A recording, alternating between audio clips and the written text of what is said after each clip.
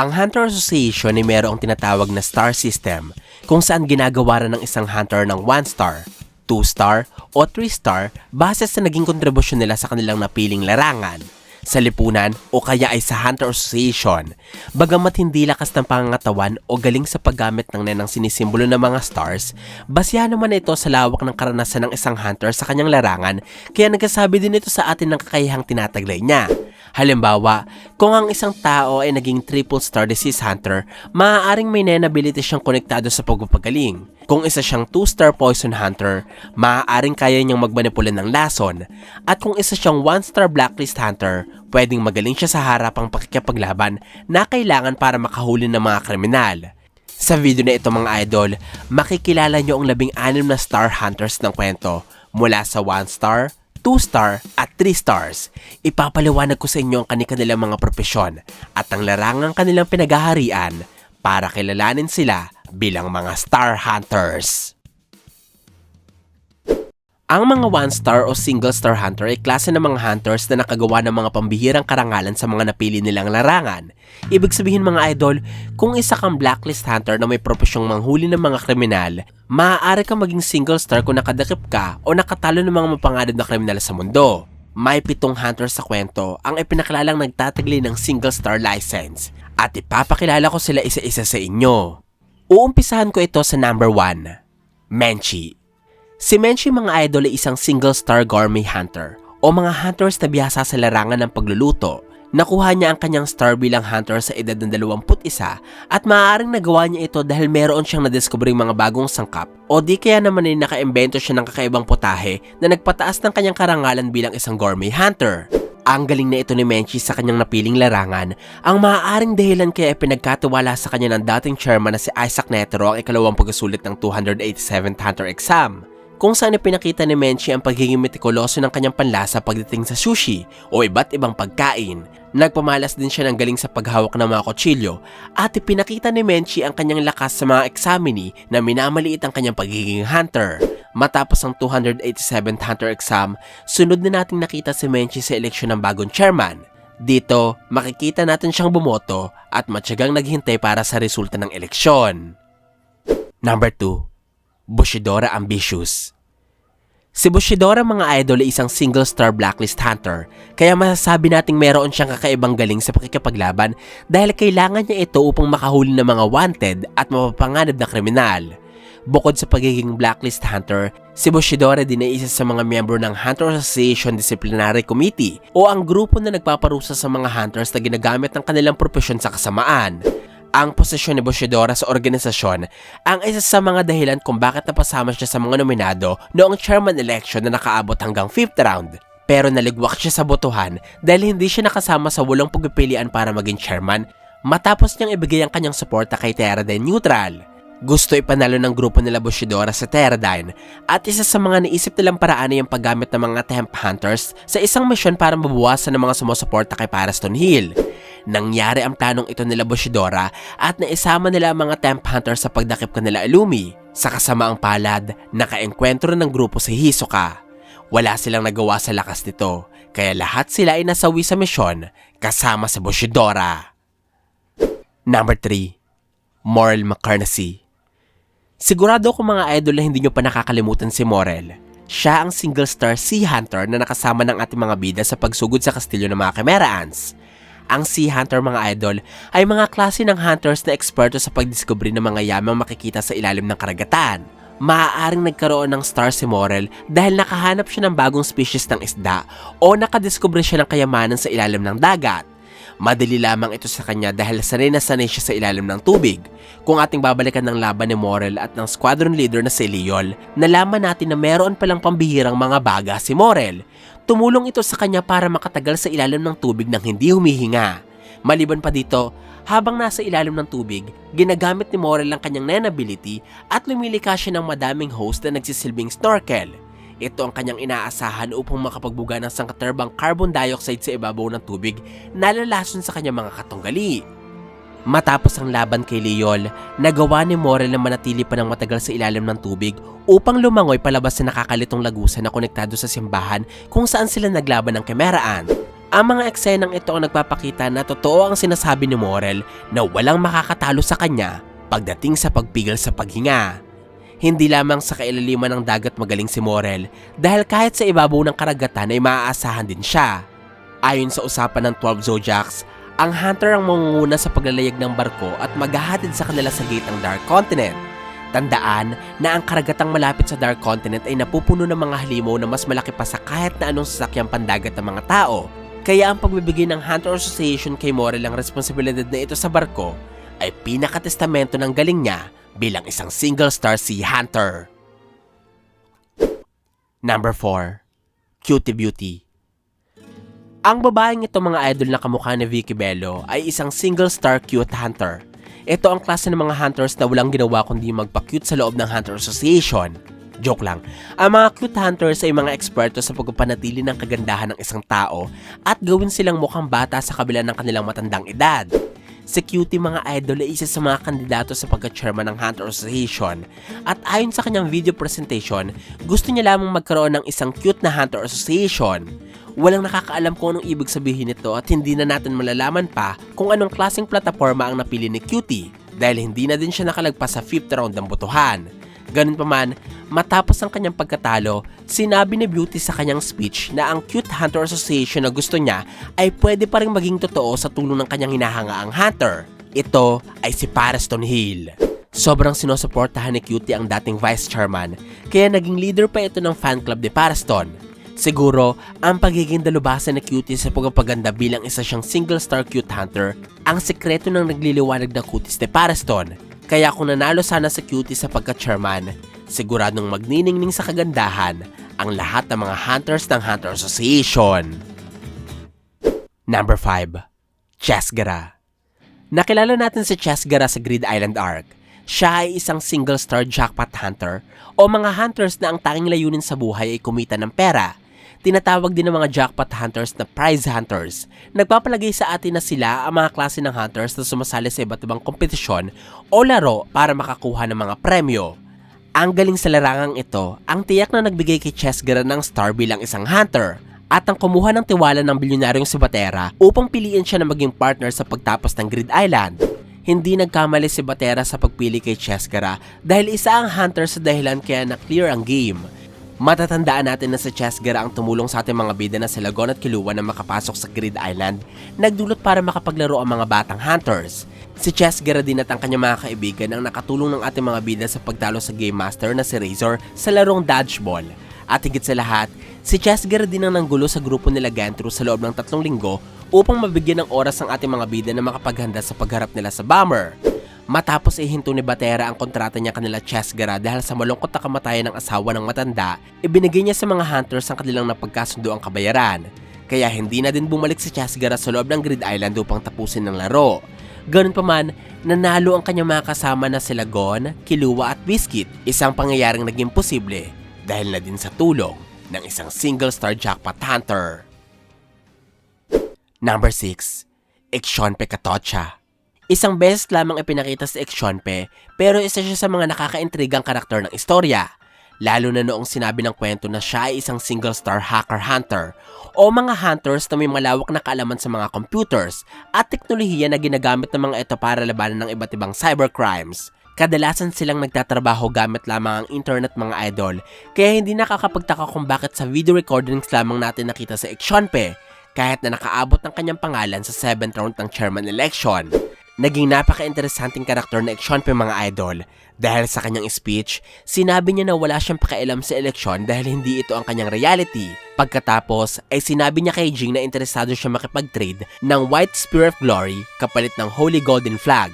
Nagpapalagay ito sa atin na naglalaro si Exxonpe ng Grid Island at alam niya na si Jing ang isa sa mga creators ng laro. Ang impormasyong ito mga idol ay maaaring nalaman ni Exxonpe bilang isa nga siyang single-star hacker hunter. O di kaya ay maaaring isa din siya sa mga nagdisenyo o Game Master ng Grid Island bilang ang maskarang ginagamit niya ay kapareho ng disenyo ng spell card shop sa loob ng Grid Island. Number 7. Sanbiko Norton. Si Sanbiko mga idol ay ang hunter na palaging nakasuot ng face mask at medical gown. Ang rason nito ay dahil isa siyang doktor at isang single-star virus hunter.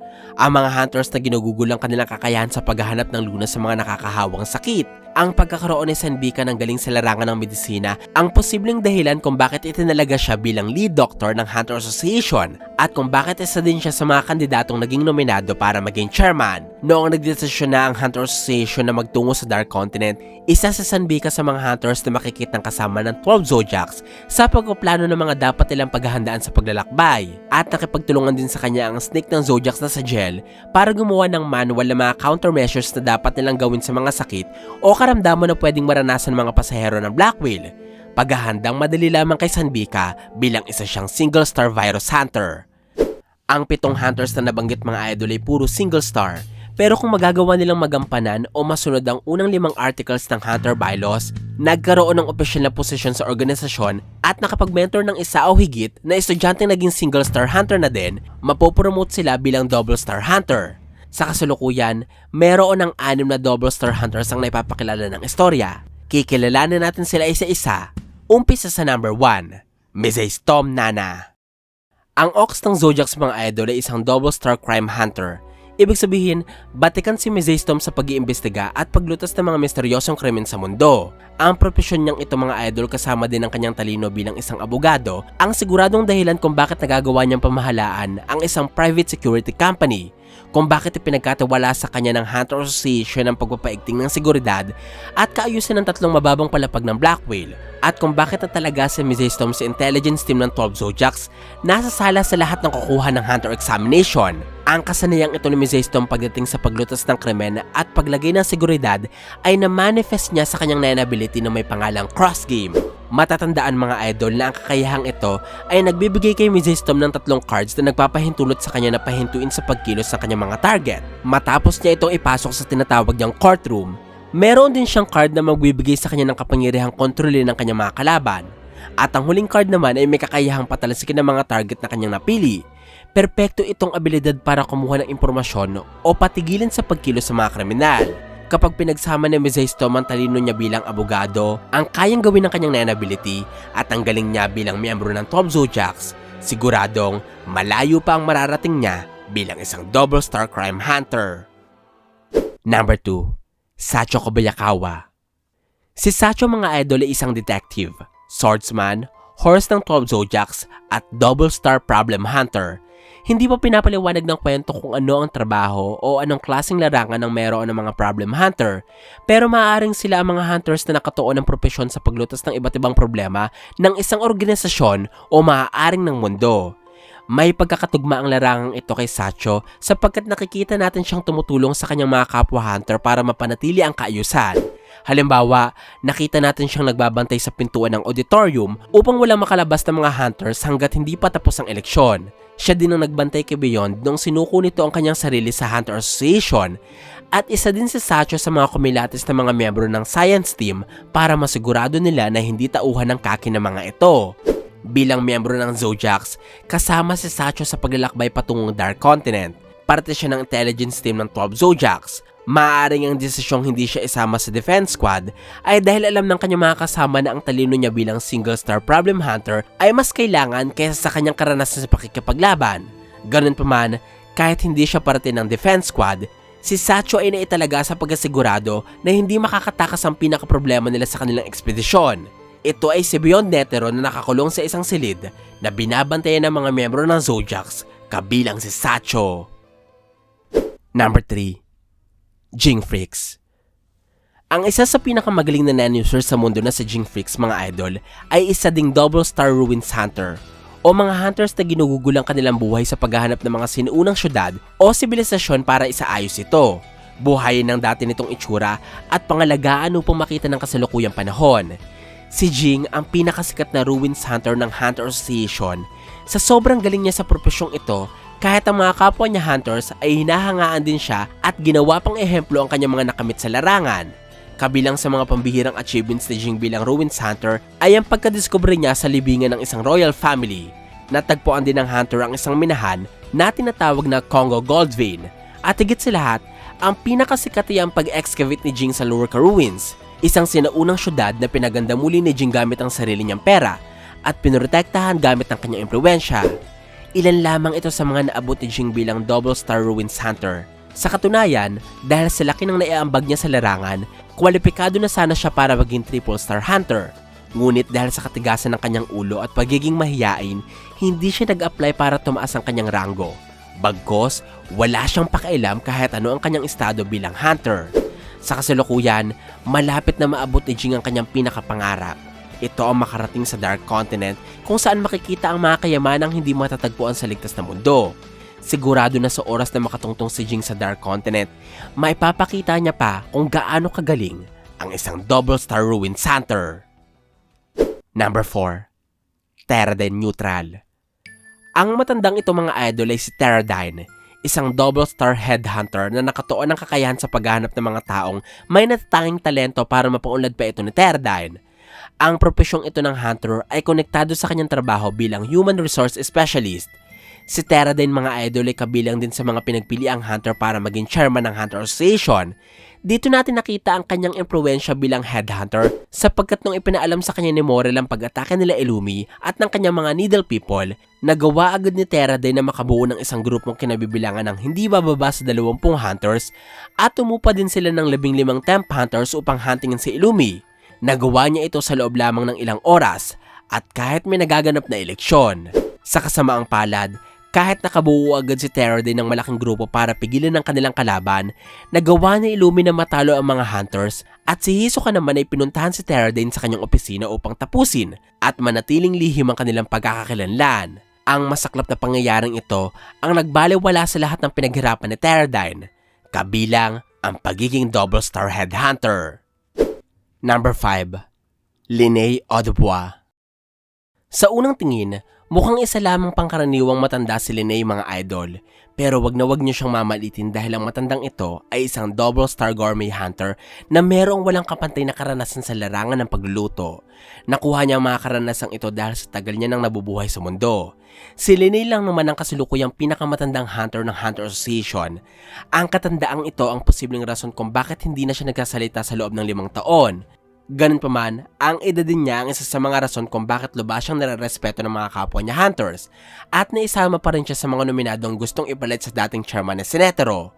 Ang mahabang buhay ni Linné mga idol ay parang isang lutuing napupuno ng mga masasarap na pampalasa sapagkat noong kanyang kabataan, isinama lamang naman siya ni Isaac Netero para lakbayin ang Dark Continent.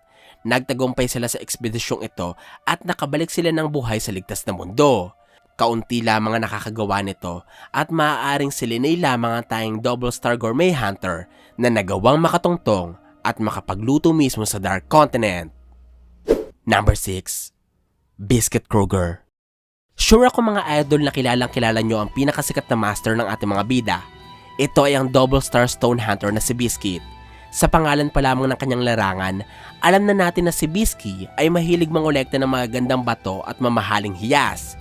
Sa sobrang hilig ng hunter sa mga natataking bato, pinapangalanan niya pa ang mga ito na parang kanyang mga anak. Kumikislap din ang kanyang mga mata kapag pinag-uusapan o nahahawakan ng mga espesyal na bato.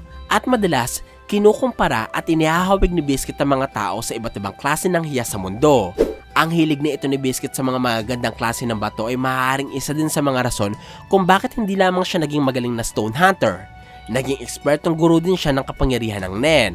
Hinuhulman niya ang kakayahan ng kanyang mga estudyante na parang nag-uukit ng diamond at pinapakinang niya ang lakas ng mga ito na parang nagpapaganda ng isang sapphire.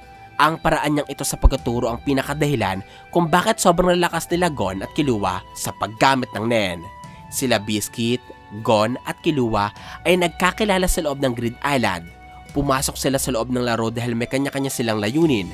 Halimbawa dito ang pinakadahilan ng pagpasok ni Biscuit sa game. Ito ang isang kakaibang hiyas na matatagpuan lamang sa Grid Island, ang Blue Planet.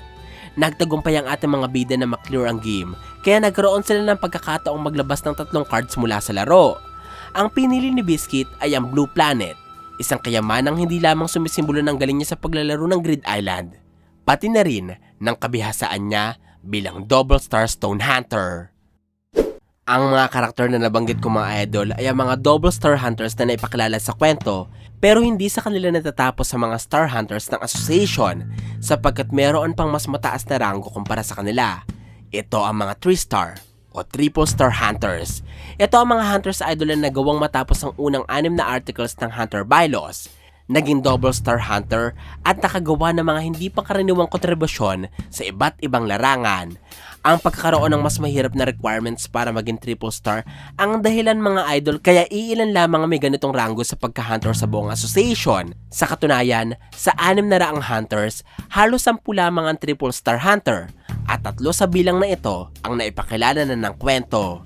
Ipapaliwanag ko ang 3 hunters na ito at uumpisahan ko muli sa number 1, Botabay Gigante.